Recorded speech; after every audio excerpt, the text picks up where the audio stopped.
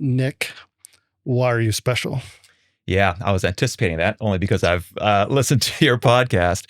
And I think like most people that come on, we probably all have a hard time really saying like, why are we special, right? Except for the fact that obviously my parents told me I was special my whole life. So that's why. No, but I think, having been born when I was, which then put me in that 9/11 generation, right? And I think, I don't know, I think that was a defining moment in my life. I think that's what kind of makes a lot of folks from that generation special. Because if you think about it, it was the 90s, the Cold War was over, it was supposed to be, the end of history and everything was going to be fine. And then 9/11 happens and changes the entire trajectory of certainly the world. Yeah. But I think how everybody thought that next decade was going to be. And so I think there was something special about people that were of that age to serve then that then went and answered the call. And so I was a senior in high school when it happened, and I knew that was what I was going to do. I'm Herb Thompson, a Green Beret and resolutionist. And I'm Corrie Thompson, Herb's less hairy half and branding expert. Our guests come from various backgrounds, but one thing is true. They are special. I got goosebumps right now. It is definitely some impact to the world. And I mean, an entire generation or generations, I guess, in our country. And I mean, it changed everything about us. So yeah, it's cool that you said that. We feel you're special. You're an Army officer. We'll dive into that a little bit. You've worked in the House and the Senate up there on that pretty white building, the U.S. Capitol Hill there. Adams Atlas Group, your own company now, out doing your own thing, and you are a speaker for Liberty Speaks with us. So this is, we've been looking forward to this one, buddy. Awesome. Likewise.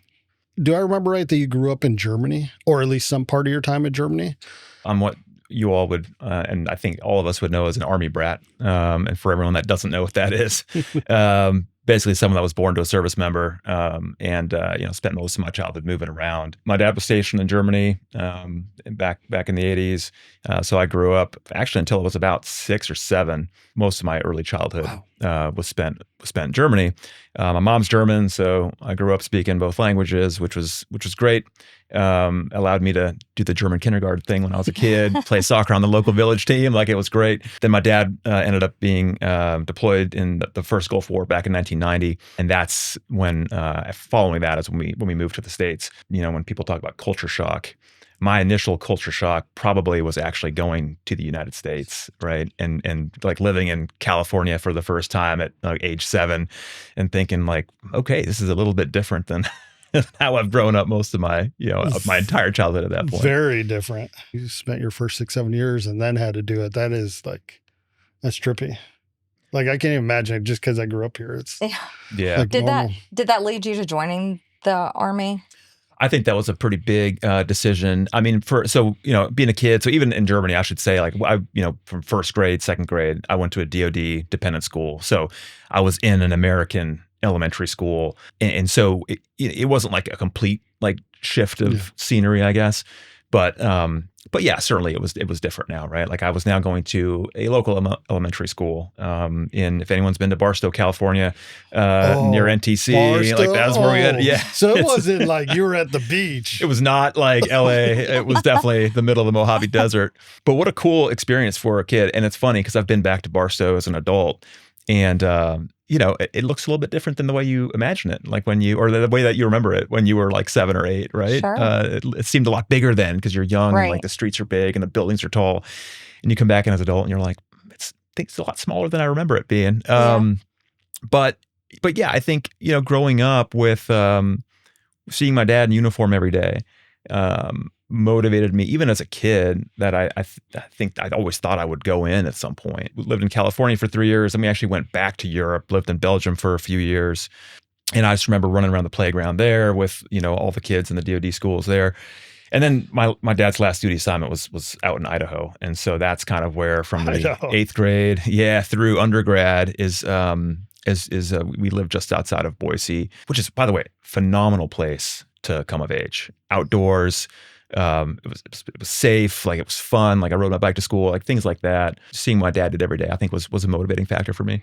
And being in Boise, correct me if I'm wrong, you went to Boise State. I did. Right? So I guess you stayed home where home was at the time. And then from there, you commissioned into the Army, right? Right. So yeah. So like I said, 9/11, senior in high school. It was, again, mountain time. So very early when the first planes hit for me, the second plane actually hit as I was driving to school. And like most people, I thought it was an accident until the second plane hit. And then it was pretty clear that it wasn't. And yeah, when you're 17 years old and you're a senior in high school and that happened, it does something to you, right? It kind of changes your, and again, like I said, I think I'd always wanted to serve, but now it wasn't going into the same army my dad was in, right? It wasn't like, well, you might deploy to, like I said, he went to the Gulf War in 1990, but he was gone 6 months. He was home and it was wrapped. This was different. And I remember my friends and I talking about what we were going to do. And so in December of that year at 17, I was at MEPS. I had to get my mom and dad to sign the form letting me enlist. And at that time, I enlisted in the reserve because it was, I was still in high school, so I couldn't actually enlist in active duty yet. So I had to do this like delayed entry program and do it on the reserve side. And I remember they gave me I think they gave me 4 choices. And it was cook, commo guy, a chaplain's assistant, and I was like, okay, of all these things, I think I'll go with commo guy. I feel like I could do that. That sounds the coolest, and maybe I'll learn something about how radios work. But I only did that for 6 months, and then my parents convinced me, hey, maybe you should look into ROTC. This war's not going to end by Christmas. So, so that's kind of how I got onto that trajectory. And then you served active duty. What'd you do in the Army? Yeah, so like I said, commo guy in the reserve. Did about 6 drill periods, back in 2001 to when I graduated high school in 2002. Applied for and was accepted to the ROTC program at Boise State University, full ride, to which my parents were like, you should do that. Yeah. I said, okay. So you commit 4 years, initially 4 years active and then 4 years reserve. So it's an 8-year total commitment. And then like the Army does, as you know, at some point throughout that, they dangle you another carrot and they say, well, but if you sign here, we'll give you your... I think that's lovingly referred to as blood money, right? It's something. It works. I'll tell you that. They made me a deal where my junior year of college, so I was a cadet, MS3 at the time. I'd just done airborne school a year before that. And that's the other thing people may not realize about ROTC. There are so many cool opportunities to do things that will, one, significantly enhance your leadership capabilities, your confidence, also your marketability once you get into the Army, because there's different units that require different qualifications. And so as they said, hey, if you go airborne now, all the cool jobs in the Army are airborne. And I was like, okay, well, what do I got to do? Well, you got to go down to Fort Benning in, June, July, August, and, jump out of some airplanes. And I said, okay, let's go do that. So you also, as ROTC, you live a pretty normal college kid life, though. It's not like the academies or We've something. We've talked like, about this. This may be the secret way to have your cake and eat it too for college kids that are interested in pursuing a military career. Yeah. So I think if anybody is listening that's considering this, I had a great 4 years of college. I had to finish in 4 years. That was the deal. My scholarship ran out at year 4, day 1. But I got to do college stuff. I got to pick my classes. I joined a fraternity. I was, doing the things that college folks do. And of course, Studying. Yeah, right. That's right. That's very what every frat does that I've ever heard of. Yeah. Very studious folks. It's a balance, right? And so, so I had a great experience. I made a lot of lifelong friends, both in ROTC, but also with my fraternity. I met a lot of great people. I got to take some really fascinating courses. I got to change my major halfway through, and so I did all the things that I went to football games, did tailgating. All the things you do in college, but also don't do at the academies. Not to knock the academies, but if someone's looking for both, I think that's such a cool way to go. Yeah. We've talked about, because we have a friend's kid who's going through ROTC at Penn State. And we're like, that's the best of both lives. Getting college paid for, you get to be a normal college student and do that. And you're in the Army, you serve active duty for a number of years. Any kind of fun times for that? Yeah. So like I said, they dangle me the carrot, third year in, they say, if you sign your duty assignment of choice, you just, we'll send you to wherever you want to go. But then you add 3 years to your commitment. And at that point, I was like, I'll do 7. I was going to do 20 3 anyway. years to get your duty assignment of choice. Yeah. Sounds like a Whoa. crazy deal now, right? It was a great deal at the time. So I took it. I said, okay, I'll do 7 active. I want to go to Germany, and I want to be a military intelligence officer. And they were like, okay, we can only promise you one, but we'll see what we can do. I ended up getting both. And so commissioned in 2006. And my first duty assignment was in Darmstadt, Germany. I mean, it was great because I had family there. I spoke the language. I was kind of back to kind of where I'd started. But things were different, right? Now it was 2006. There were 2 wars going on. When I got to my unit, I realized the unit that I was going to was a theater level intelligence group, and there were very few kind of easy ways to deploy. Because they're focused on the big picture up top and not getting down with the units. Is that a easier way to say it, or maybe a different way to say it? Yeah, I think that's right. And they were Europe focused. And in 2006, we didn't have a significant threat from Russia, or we didn't have, a massive land war in Europe, which is what we have now. And so while it was a great kind of first year, I started looking at opportunities within that unit because I was there for 3 years and I didn't want to necessarily leave the unit, but I was like, well, how do you deploy here? So then I was able to find this aerial exploitation battalion that had just gotten assigned to 66th MI group, which was the name of which is where I was. And they had come over from, I think, a different unit. All to say, suddenly there was this unit that had, aircraft and Hunter UAVs at the time that was deploying to Afghanistan. So I said, how do I get to that unit? So, like any good, first lieutenant, I ended up calling the S1 over at battalion. Was like, hey, how do I get there? And they were like, well, great, we've got some other folks coming in. We can just slot you into that. We'll take the other guy out, put you in, and good to go. So I made that deal. Then I talked to my commander, and probably should have done that the other way so you around. call the personnel officer, then you go ask the boss, can I do this? I mean, He was cool, though. He totally understood. He was like, look, I get it. You want to go, do something different. You want to get an opportunity to support some of the most important mission at the time. Which was Afghanistan, for where that unit was going to go. So I was able to make that happen. Got the transfer paperwork.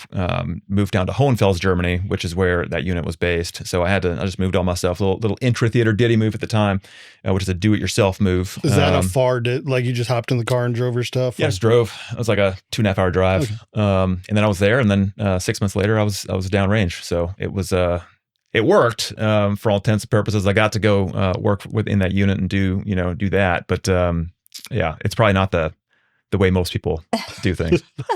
What was it like for you in Afghanistan? I remember my very first day over there. I got there, and then I think I was certainly those first couple of days. And because the way that our unit deployed, it wasn't like a whole pick up and move sort of thing. It was, we'd set up a forward deployed location. We had the rear detachment back in Germany, and then we would just send people forward to go basically man that detachment. And so we didn't have dedicated lift, dedicated movement. We had to catch flights out of Ramstein. You're begging for flights. Exactly, right? And we were begging to go. It was easier going in, going out ended up being a little more challenging, but then being in Bagram and trying to catch a flight down to Jalalabad airfield, and this is my first time. I had a really good NCO with me, thank goodness, because I was like, I want to go with that guy because he's going to make sure we get to the right place.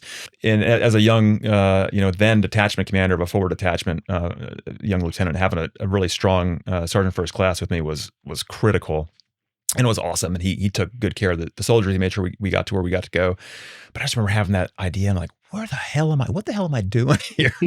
I ended up in this place with, and plus the first ID was ripping out. And so all the aircraft were just packed with people moving in and around. So that Chinook we took from Bagram down to J-Bad was, I didn't know you could stuff a helicopter that full. Packed full of people and stuff. Yeah, that's right. What do you always say? There's always room for one more. Yeah. Always room for one more. That's carried over into some of our Uber rides. Yeah. I mean, it has. But eventually you leave the Army, right? Yeah. Kind of active Army, I guess I should clarify. What kind of led to that decision? About 10 years active duty. So that first, couple of deployments with that unit was my first opportunity to work with Secret SOTF, so the Combined Special Operations folks down there. Then I said, well, I want to go this route. I ended up going to 10th Special Forces Group as an intel officer, and I did that for 3 years. And again, back in Germany, so in Stuttgart, but then from there deployed back to Kabul twice, once in 2011, and then back again 2012. You were in Secret SOTF when I was doing missions in 2012 then. We'll talk off the podcast about it because I'm going to cause some trouble for the Secret SOTF folks. So we were this weird, like, they called us, we were part of ISAF SOF. Okay. Right? So Secret SOTF was doing its thing. Then you had ISAF SOF. I caused some problems for you too. If you talk to some of the other folks, we would create all these messes that they'd have to clean up, on the diplomatic side or whatever. But at the end of the day, like, everybody was trying to do the right thing and work in their kind of space. So after my fourth deployment, I ended up then getting recruited into a special mission unit. I did that for 3 years. But I think it was there where I realized, like, I wanted to do something outside of the military to have an even bigger impact on the strategic side of things. It sounds cheesy, but I say it sometimes. I'm like, I wanted to stop carrying out foreign policy. I wanted to go help shape foreign policy, right? And so where else to do that but in Washington, D.C.? And so I left at 10 years. I had just pinned on 04, and it was great. It was, again, nothing negative about the Army, but I just wanted to take my career in a different direction. The opportunities I got when I was with the Special Mission Unit to brief policymakers, ambassadors at embassies in the AOR that we were in, the area of operations we were in, or in some cases even, like foreign officials, I was like, man, like, what a cool chance. Maybe I can do this more often, and maybe I can do this rather than going back to the conventional Army, which after 6 years in special operations, I was not that's not wanting to go do. Pill to swallow to go back to the regular Army. It's a different lifestyle. But that's amazing that you recognize the skill sets that you had acquired in a different capacity than what most people think. We talk a lot about this, about how people often lump everything from the Army into one thing, and then as the member transitions, guns, drive tank, and yell at people. Right. And as they transition, it's up to the member then to really figure out what their skills align with in the civilian world. So kudos to you for figuring that out and assigning that mindset of that's the direction you were going to go. So I'm curious, you decide to leave the military and you go down the political path. How do you just end up on Capitol Hill? Is that like you just show up, like start passing out cards? What do you do? That might actually work for some people. I don't know. When I left the Army, I was accepted to go to Johns Hopkins School of Advanced International Studies in D.C. And so I was going to get a master's degree in international public policy. And that was kind of my transition plan. So I went to all the Soldier for Life, transition assistance program stuff. Everybody had to have a plan. My plan was go to grad school. I didn't really know what I was going to do beyond that, except I had this idea that I was going to go do policy, which is a very amorphous term for could be anywhere, right? Am I going to DOD? Am I going to, state? Like, what does that mean? And it was at SICE, at the school that I was at, that I realized, I met a guy who worked for Senator John McCain at the time. And I said, oh, okay, that's kind of cool. Like, what do y'all do?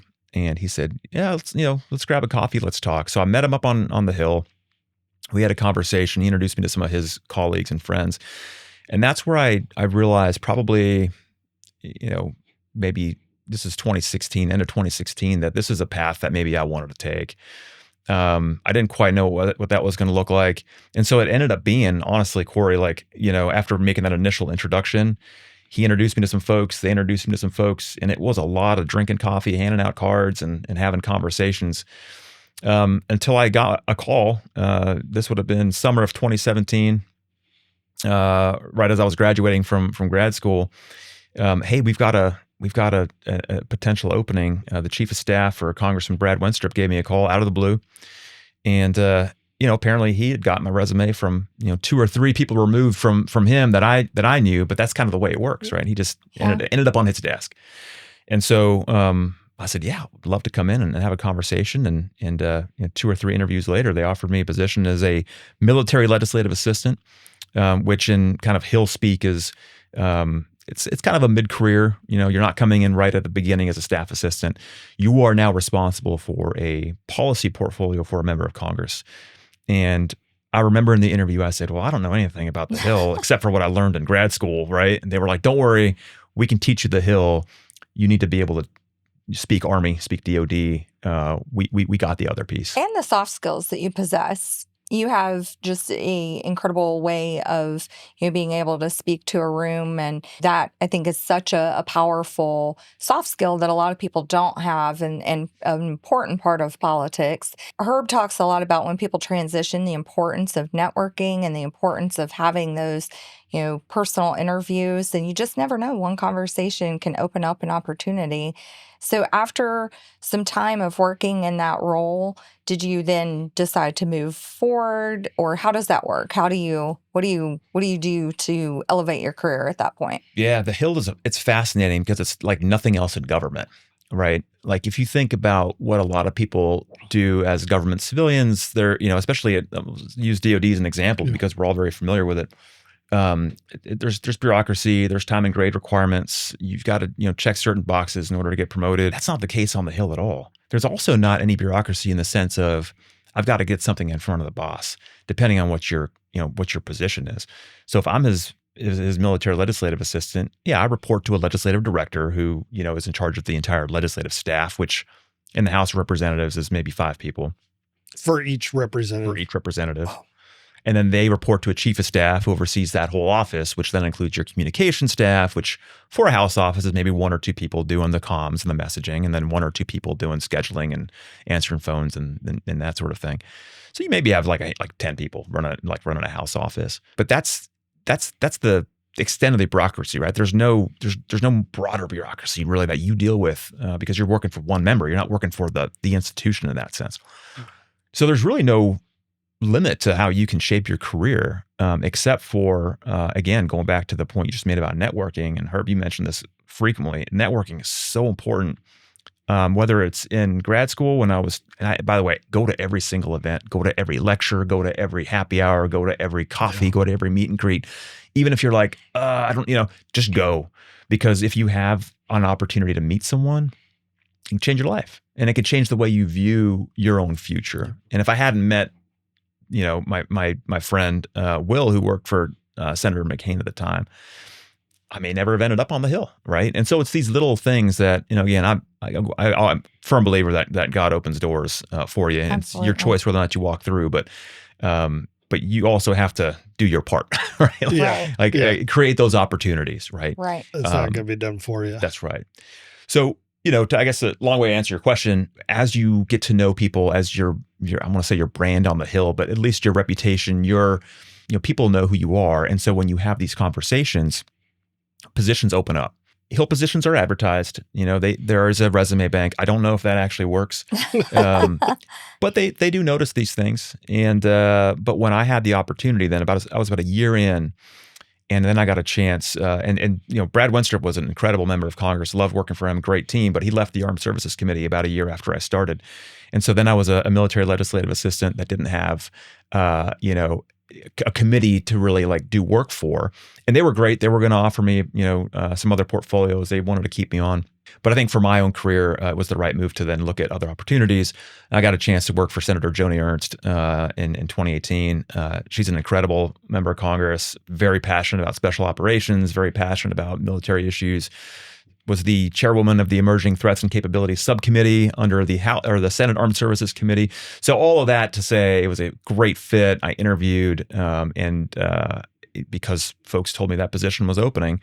And I got in early enough, and I interviewed, and she hired me a few weeks later. So that was how my transition. So there's no time and grade requirements. There's no, you've got to, be this for X amount of months before you can move on. It really is, at the pleasure of the principal, right? Yeah, whatever representative or senator, they say you're going to be this, then you can be that, right? That's it. You're the guy or you're the gal, and then, that's it. You're that person. So. For everyone, subscribe to hear more from Nic and our other guests that has come up, because we got a lot more to dive into here. What's maybe the biggest misconception people may have of what goes on in Congress, having worked up there a number of years? Yeah, that's a great question. I'll use one of my own misconceptions. I had no idea that there was so much staff per senator, per representative. There's 535 members of Congress. Every one of those people has staff. And so if you think about the thousands of people that make Capitol Hill go around, I didn't realize that. The other big misconception, I think, if you buy into what's being fed to you on some of the news these days, is that there's no compromise, that there's no working together between people of opposite parties. And I would tell you the opposite is true, especially in the national security space. So I worked for members of Congress from both in the House and the Senate. I ended up working for Senator John Cornyn for the last 5 years I was there, and 4 of those years I spent on the Senate Intelligence Committee as his designee there. First of all, very few things move through Congress without bipartisan support. And so being able to write a bill that becomes law, unless you're writing a bill to throw to your base for messaging purposes, it'll never become law, but you want to throw something out there to help get votes for the next election. Help get votes, help whip up support. Say I'm doing something in this space. If it weren't for the other party, we'd be getting this done. But the reality is, if you actually want to move something, you do have to work with the other party, and that's honestly what makes the system so great. Is that in order to govern effectively, you can't really dig into your own trench and not engage someone who is on the other side of the aisle. And so the most effective work we got done was when we had a broad coalition of support that could move an idea that was good, sound policy that we could get through, where we could get some agreement. Now, you're not always going to get everything you want, and they're not always going to get everything they want. But that's how government and compromise is supposed to work. And so there is still plenty of that, despite the polarization that we've seen. Now, I can't speak to some of the other issue areas, right? I mean, there are some hot button issues like immigration, border, other issues that you're going to find less overlap. But in the defense, intelligence, and foreign affairs space, there was plenty of overlap, plenty of compromise, plenty of ways that we could get things done for the good of the United States, with bipartisan support. Recently, we were in D.C., and I have to just support exactly what you're saying, because this really surprised me as well. We went to a hotel. There was a convention, a political convention happening.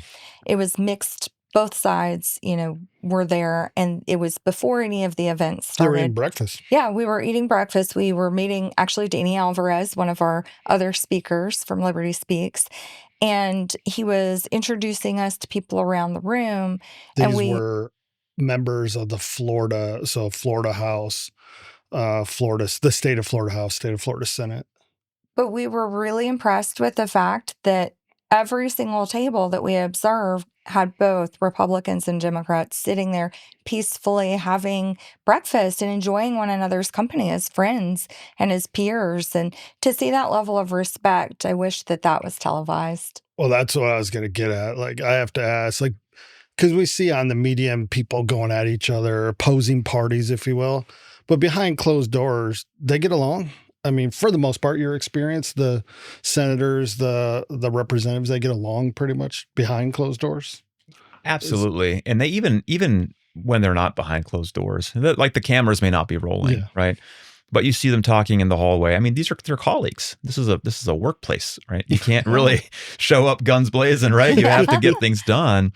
And they've known each other for years in some cases, or even longer in others. Oftentimes they switch sides, right? There's been a few examples of that recently, I think, right? It's interesting you say that. It doesn't happen very often. I think it's funny. Somebody told me one time when I was getting into working on the Hill, they're like, you got to pick a team. And as a military guy, you can't be an independent really, unless you're, working for, there's a couple senators that are independent, that caucus with the Democrats. But, I was told pretty early on, hey, you got to pick a team. And as a military guy, you don't really pick a team, right? I mean, everybody has their own personal viewpoints and inclinations, but we don't wear them on our shirt sleeve. And we certainly don't say in formation, like, hey, I voted for this guy and here's why, right? And so that was one thing I had to kind of get over, is like, okay, I got to pick a team, and that's fine. Now you do get to, apparently in some cases, you can change your team, but you can only change it once. I've heard you only change teams once. And I've known some staff that have that have worked for a member on one side of the aisle and have gone and worked for the other. There have been some, I think, members of Congress that have done the same, but it's rare. And I think in our political environment now, it's even more rare because parties are fairly dug in, for better or for worse. And look, I think I should also clarify, right? Like, compromise doesn't mean compromising your principles. It doesn't mean compromising your values. And I don't think anybody should ever have to put themselves in a position where they do that. But you do have to recognize that this is a very diverse country, and what works for folks in Washington and New York may not work for folks in Idaho and Iowa, right? And so you have to be able to figure out what does, and where to find common ground with people. And that's something that most people I worked with on the Hill have not forgotten, especially on the staff level where the rubber really meets the road, where the bills are drafted, where the ideas go from, good ideas into legislation. These are going to be my words, not yours, Nick. That's where the real work is done, right? The Take representatives us back to the bill just go on Capitol and Hill days. they just get up there and vote, right? They're not really doing anything. It's interesting. I think my words. I would push back a little bit. I would say I do think that the staff is important. The staff makes it work. Some senators and representatives are very entrepreneurial, and they want to do things, and they say, just like a commander might say or a platoon sergeant might say, like, this is what I want done. They won't tell you how to do it, but they say, I want to legislate in this space, and then the staff will come up with a way to do it. There used to not be a law against working for certain countries if you were a former intelligence officer. And so if you left one of the agencies, you could go work for whomever, right? Now, Really? there was a approval process in place, but there wasn't like a list of countries you probably shouldn't go work for. And so we fixed that in 2021. Good for you. And so it is a law now, and there are certain countries, you can probably guess which ones they are, where if you're a former intelligence officer, like you're not allowed to work there, or for them, right? And we're speaking about adversaries here. We're not talking about our allies. And there are some allies that people maybe kind of have opinions about, but at the end of the day, we've got some pretty clear adversaries, and that's what we're talking about. Enemies. So, and what I will say too, members spend a lot of time fundraising. And so because campaigns require a lot of funding, a lot of time, a lot of support, they do spend a lot of time doing that. But, good members will also take time to really sit down with you and explore what a bill might look like. Now it's your job to provide them with the pathway and building that coalition of support. But what I loved about the folks I worked with is staff can go a certain way, and they can gather support. They can write the bill. They can come up with the idea, but sometimes you have to use the member to go talk to the other member to say, will you support this? And sometimes that's the best way to get things done, but it's like you have to bake it before you hand that to your boss. So, like, I've never been into politics. I'm still not into politics, just that, because it's so complicated. Like you said, there's, 5,000, more than 5,000 staffers on Capitol Hill making it run, and they actually have the 535 elected officials. We had an experience of seeing how many staffers are there because we went to a Chick-fil-A meeting at an event in Capitol Hill. Right, in Capitol Hill. And we were in the room, and they had opened the doors and said, anyone that wants to come and have a free lunch from Chick-fil-A, you're welcome to do that. So word made it to the staffers, and we watched this line. It looked like a fair, this long line. I've never seen a line. We were like, wow, that many people are here. When they were really coming to get Chick-fil-A sandwiches, like, good on them. Like, I would have got one too. Gone too. I mean, I did get one, quite frankly. I ate one. It was good. But yeah, it was just interesting. And they were all staffers coming through, and it was like, wow, that's what this place is really about. It was really impressive to have that visual at one time of just how many people were there making things happen. And that's only those that were interested in a free Chick-fil-A sandwich. That wasn't all of them. I will say, as a house staffer myself, I very frequently found the Chick-fil-A lunches and some of the other lunches. I mean, staffers don't get paid a lot of money, right? Especially on the house side. And so you got to figure it out. I was in a position where after leaving the Army after 10 years, I was like, this is quite the pay cut. But, for me, it wasn't about that as much. I mean, I had to make enough to keep the lights on and the water running. But for me, it was an opportunity, again, going back to why I left and where I wanted to take my career. Now I was serving in a position where I could make, give advice and help guide strategic level policy decisions, things that would be, enshrined into law. I got to work on the 2020 Chips for America Act that later turned into the 2022 Chips and Science Act. Got to work on bills like we talked about, the Intel officer one. We wrote the first comprehensive bill that dealt with classification issues that Congress has ever been able to pass, that we got passed in 2023. It's always been under the purview of the executive branch, but we needed to put some kind of a congressional marker down. And so we got that done, again, with broad bipartisan support. That was, I think, some of the more rewarding opportunities is the whole, to your point earlier, Corrie, how a bill becomes a law. It's not quite the Schoolhouse Rock video. There's things have changed, but there are still opportunity to do that. And I was able to then have that impact that I think I wanted to have, and find some areas where we could really improve some things. And it's like you get no recognition. There's no that is really service right there. Is like you're not getting recognition. You're not like, congrats, Nick, you wrote a great part of that bill. Woo, yeah, but that is impacting the world. Not trying to be a hyperbole, but that's not just America, it's the world in many of these cases. So that's pretty cool. That is cool. And you use that experience to then transition into your own consulting career. So you decided to leave the Hill last year? Was it last year? It's actually this year. It feels like a lot longer. Oh, wow. It does feel longer. A lot has happened in 2025. And I have to say, as soon as we saw that you were no longer politically married to the Hill, we swooped in at the opportunity and are so excited that you have joined Liberty Speaks as one of our speakers. I really appreciate the opportunity working with you all and just getting to talk a bit more freely about some of the things that I've gotten to do and just had the opportunity to do. Yeah, I made the decision this year to go into the private sector after 7 years on the Hill. And again, 10 years in the Army before that. And it just felt right at the time to say, okay, this is the time to come out. And again, it's a lot of it's impact driven.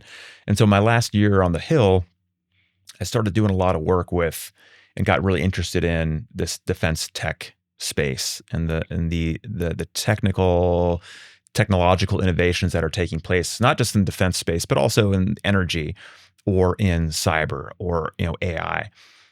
And it occurred to me that if God forbid we have another great power conflict, but if we do, we have to be ready for it, and we've got to be equipped to win, hopefully to deter, but to win if necessary. And so, my final year on the Hill, I actually wrote a piece of legislation that, because I was on the intelligence committee, it was focused on the intelligence community because that's where we had oversight, but it was designed to help acquisitions move faster, to help identify some of the newest tech that could go into the hands of our collectors and analysts more quickly, and just to make sure we had deeper integration with the private sector. And so one piece of this bill was maybe there's an exchange program that we could build on, because something like that had already been created, but wasn't being used enough. And so how do we incentivize folks from some of the three-letter agencies to go work at a tech company, and then incentivize folks from a tech company to go work in one of the three-letter agencies? Because it kind of cross-pollinates culture, and it also helps you understand how other people do things, breaks down silos, things like that. So we were successful for the most part in getting that passed. But then I thought to myself, okay, well, how do I now work in this space directly? How can I get out into it and actually move things? So in January 2025, so this year, I left the Hill and I started working for a firm here in DC. It was a multi-client firm. And it was doing work with tech companies. And the idea is, if you're, a founder, you probably, or an engineer, you're very good at building your thing, but you probably don't know how to engage folks on the Hill or at DoD or at DOE, or even have a strategy for that, right? Or even know that you should. It's such a great point. And so that's kind of where I wanted to go. I wanted to help these folks navigate this city. And so it's different from maybe traditional lobbying, in that, we weren't lobbyists. We weren't going to them and saying, who are the members you want to meet? What fundraisers you want to go to? How much money you're donating? It was like, what are you building? How is it going to impact the formation? who's going to use this? Because if you don't have an end user in mind, the Army is not going to buy something they're not going to use, right? Yeah. And so it was really helping people understand, like, how do you engage with the federal government? And so I did that for a while. And this then in the summer, due to some circumstances that were outside of my control, I then was put in a position where starting my own company made the most amount of sense. And so I did that. Again, it's God timing. Yeah, it is. It really is. There were just certain things that took place where I was like, all right, this is the right decision. I'm committed to this idea that I want to help some of these tech founders, and so I did. I started Adams Atlas Group and started working with again some of the same types of founders, and just helping them realize their ideas and getting into the right rooms, talking to the right people, and shaping their products to meet some of the requirements that were out there, but then also looking for requirements that met what they were trying to build. Which I can say you're very good at, and that's how I met Nic many, many years ago when I was looking for that advice myself. So I can say from personal experience, if that is a need you all have, you should absolutely hire Nic. Definitely hire Nic. I mean, how has that journey been? We started a company roughly, earlier this year. So I'd say roughly the same time. And it's a journey working for yourself, right? How's that journey been for you? Yeah. It's been everything. So, it's been the really stressful couple of weeks where you're just getting that plane in the air, as you're rolling down the runway, hoping you catch some lift. And then once you've got it flying, you're like, okay, now we're doing this is good. Like, it's happening. Like, you got to keep it in the air. And don't look down. No, right. No, it was really fun. It was a fun challenge, honestly. It was a little scary because it's my first time doing that. I think if I would have, and it's probably not something that I would have done leaving government right away, because I'm not sure that I would have had the guts to do it. But the position that I was in, that was the best option. And so I was like, hey, you know what? I'm gonna go all in here. And so, yeah, there were stressful times, but honestly, more than anything, I was excited. I was excited to just try something new, and I was confident that I had the skills to do it. And the skills that I didn't have, I would try to figure out. And again, that goes back to your network. I spent a lot of time on the phone with a lot of people talking through some things, and I got some great advice to figure out how to go forward. And then there's of course how do you file an LLC? It turns out ChatGPT knows all about that. Yeah, so it was a winding journey, but I was able to sign a couple of clients and just get myself That's awesome. Rolling. And honestly, have had some great experiences. One, getting to know them, what motivates them, why are they building a defense tech product? Yeah. Because for a lot of people, it would be easier probably to go build something for the commercial sector, whether it's an app or whether it's software or whatever the case may be. But what I have found in this defense tech environment is that there are true patriots trying to build things for this country. And again, to go back to what we said earlier about being ready for a conflict if it comes, they are dedicating a significant portion of their life to this, knowing that they would probably make more money doing something else. And the great thing about working for yourself is you get to work with whomever you want, right? Yeah. Like you don't have to take clients that you don't agree with, or, you don't have to, push something that DOD is never going to use. Yep. You're working with people who you believe in, and then they believe in you to help them meet their objectives. And so I think in the couple of months that this has been up and running, it's been successful. I've gotten to meet some pretty incredible folks. And there's always this question of the defense primes versus the startups. So the big, well-known people, we won't say their names to give them free advertising, but like everyone knows their names. If you look who made that airplane you're flying in or something like that. And my answer to that has always been, we need the primes, but we also need the startup and the innovators, and we need the disruptors. Fill the void. We got to fill the void. We have to have people producing things in this country, and there's a lot of emphasis being put on reindustrialization and what that looks like. I mean, ideally, yes, the primes continue to do what they do best, but we do need that innovation space. We do need new ideas, and I'll give DoD a lot of credit for some of the programs they're rolling out, where they are making it easier to get some of those defense tech innovators into the right rooms and talk to the right folks, whether it's the challenges that they're doing. Shout out to those people. I think we may know a few. They're doing a great job with that. Yes, it's much absolutely. needed.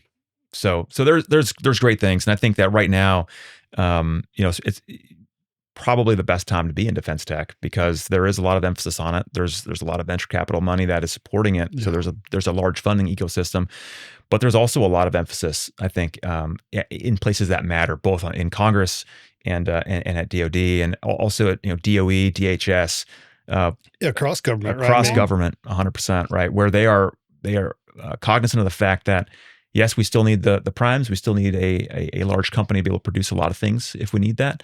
But how else do we get new capabilities and new platforms into the formation? You just hit on two things in that little bit there, like patriots, and there's many ways to serve. And a lot of people, we're coming up on Veterans Day when we're recording this, and people are like, "Oh, that's the only way to serve." No, there's many ways to serve, and like as people serve them. But also, you're talking about the great power competition, and I wasn't even going to talk about this, but you brought it up of like to the average American that goes over here, right? Of like, what are we doing so we can continue to be America, the greatest country on earth, and this world where we do have enemies. There is evil out there, and that's real. But I think the average American, in my experience, doesn't even think about that stuff of what's going on in the background to keep us all safe. We were at an awards ceremony, and the CEO of Palantir spoke. He impressed me with his speech of patriotism and his purpose of what drives him to work in that space, and how he is fully committed to America and feels that it is his duty to do so. And that's, I think, a shift from maybe decades past, right? I think that's great that people see it that way. I mean, I think in one of your previous episodes, you talked about Detachment 201 and just the need to get, innovators directly into the formations as well, which I think that's a great way to, get executive talent into the Army to make sure we're getting, and again, the Army has done, I think, from a defense tech perspective, has done a great job with getting the right programs in place and helping get innovators to where they need to go. So yeah, a lot of encouraging things. And, you've probably heard of the book Freedom's Forge. I think every defense tech person reads this. But even then, right? I mean, that some of the challenges that we faced then in the 1930s and 40s, we're up against some similar challenges now. And I think a lot of us have an idea in our head of how unified the country was in those days. And then when you read Freedom's Forge, you're like, we had some of the same issues going on, right? It wasn't not everybody was on board. Not everybody wanted to do the things that they were that ultimately ended up happening. But I think we're in a similar moment in some ways now, where we do have a very divided political system. We do have different ideas about what the future ought to look like. But we're at a position in history now where we still have some time to get this right. But we don't want to find ourselves in a position where it's too late. Definitely. And shifting a little bit, you do professional speaking, public speaking. If you were to go into a company, what would be your one thing you'd want to hit on? I would want to focus on teams and leadership and empowering people and finding how do you get folks how do you really inspire people to do their best, right? What's the leadership style, or what is the the construct through which you're going to achieve your corporate objectives or your company's goals? And what I have found in my time in the Army and on the Hill, one is you got to listen to people. You got to know where they're coming from. And if you're talking at somebody, you're not talking with them, right? And so understanding your people is so incredibly important. And then you'd be surprised how good people are at the things that they do if you give an opportunity, right? Rather than tell them how to do their job, to say, here's our goals and here's what we want to do. Let them surprise you with all the innovative ways they can come up with getting after that, right? People are smart, and people who are working in a certain area are probably working there for a reason. So give them the benefit of the doubt until you can't. But then the other piece of that is to hold folks accountable. And you have to do that, because if you're not willing to hold people accountable, your good folks will leave. And you're going to, set a culture where, you're not, again, accountability is so important to a functioning team. So I think, going through what that looks like, and how do we help shape an environment and cultivate that environment where, you're not necessarily dictating, or you're not, kind of an overbearing top-down approach. Empower your people, but make sure they also understand, what accountability looks like, so that they can all strive for that common purpose. And I think that's where, leadership's such an amorphous topic, and people say, well, I want to talk about leadership. And it's like, well, what does that mean? And how do you apply that? And how do you apply military leadership to a civilian company? Or how do you apply your time on, on the Hill, for example, at a company? But people are people. And, we're going to do things like people, no matter where we're at. And so there are different cultures, there are different ways to go about it, but there are certain things that I think common threads that run through any organization that are worth exploring. I like it. We're going to shift totally different now, because the holiday season is upon us. You grew up in Germany, here in the States. Any Christmas traditions that you have or your family has? Because this is, let's be real. I'm a Christmas crazy. It's shocking that our house is not decked out on November 3rd I've already or heard whatever Christmas day it music, is. and she's been singing it every day since Halloween. But we're probably digging out bins later. Yeah. Yeah, it's funny. In Germany, you open your gifts on the 24th, right? And so that's one thing that I remember as a kid. I was appalled when I found out that in the U.S. you had to wait an extra day. I was like, what? What is all that the about? gifts are on the 24th. All the gifts are on the whatever you're 24th. getting, Yeah, typically.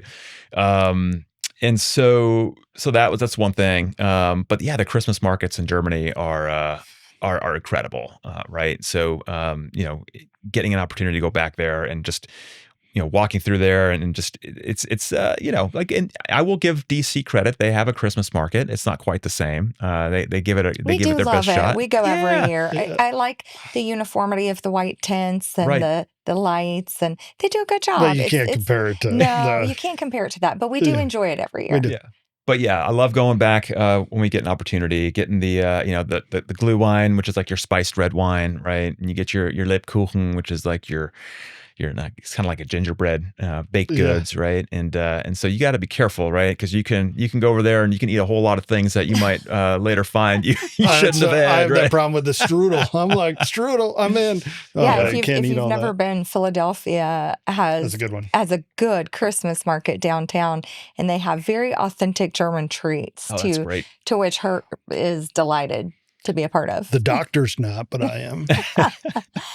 Yeah, but going back there is fun, and I feel like we probably used to get a lot more snow over there than we do now. But if you go down to the Alps or that region, I used to do a lot of skiing when I was younger, and getting to ski in the Alps is a pretty awesome experience. Just because you take one of those gondolas up to the top, you're skiing down these mountains, and if you go really high, like the tree line ends. And I remember going to the Zugspitze, which is the tallest peak in Germany, which is on the German-Austrian border when I was younger. And I remember getting out of the cable car and looking around, like, it looks different up here.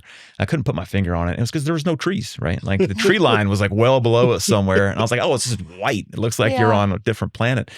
But what a cool place to go skiing in the wintertime. And so, when you're doing something like that, right, you're up in the mountain all day skiing, and then you come down to your, to the cottages down in the valley, and you're sipping on your hot chocolate or your hot wine or whatever you prefer.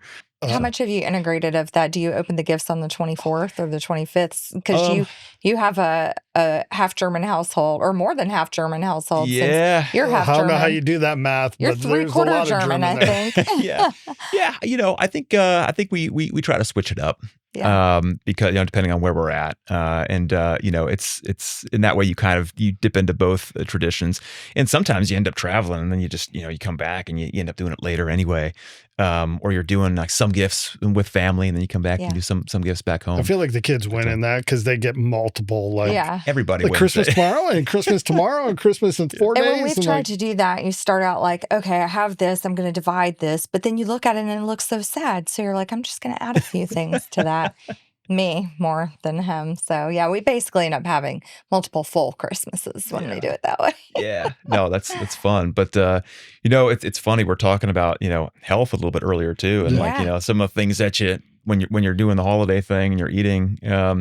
But on service too, and to get back to kind of like the service component of it, like there like the health piece is so important. And there's a lot of people now talking about, like your mental health, your physical health. What are we eating? Are we getting enough exercise? And I think now people are just recognizing of some of the habits that we've had as a society for a long time that just aren't great, And, I grew up eating Fruity Pebbles and Sure. Fruit Loops, right? And Cocoa Yeah. Puffs and all that stuff. And it was a different time. It was just a different way of doing things, right? And now we just know a lot more. I've realized I've got to be able to take care of myself and make sure that I'm eating well, I'm working out, and getting my blood pressure below where it needs to be. And those are things, again, like going back to the statistics you're seeing now about people that are fit for military service. It's shrunk dramatically because of some of the habits. Around 21% now. Yeah. Of 18 to like 25-year-olds are only around 20% are even eligible. Yeah. Not shaming, because God knows neither of us would meet the bill right now either. I did it one time. At one time. you Not today. No, I want to get there. Yeah, I think it goes back. For me, it was going back to how, to what degree could you eat cleaner foods, right? Mhm. Less processed foods. It's a balance, right? A balance, sure. And that's not to say I don't have a donut every now and then. I had some of your cookies today. They were Yeah. great. And so like those are things where, you've got to be able to do that. But taking care of yourself is so important. And so that's one of the things that I always, any chance I get, I just, kind of put a plug in for healthy living, whether it's, getting exercise, but also just looking at what you're putting in your body and trying to make as healthy a choice as you possibly can. I actually think it's one of the hardest things. And I've talked with a few people who know me, like losing weight, managing weight, and fitness and healthy. It to me is one of the hardest things there is to do. Just for anyone, any time of year, it gets even more difficult during the holidays because you have all this. Like my favorite is eggnog from a certain place in upstate New York that only makes the best eggnog. But like it's moderation, right? And you got to be, but for people who have weight challenges and who have overcome them, God bless you, because it's one of the toughest things. Even not weight challenges. I know we talked a little bit Or earlier, health issues, or just even your mental health. Sometimes what we're putting in our bodies and how we fuel our bodies impacts everything.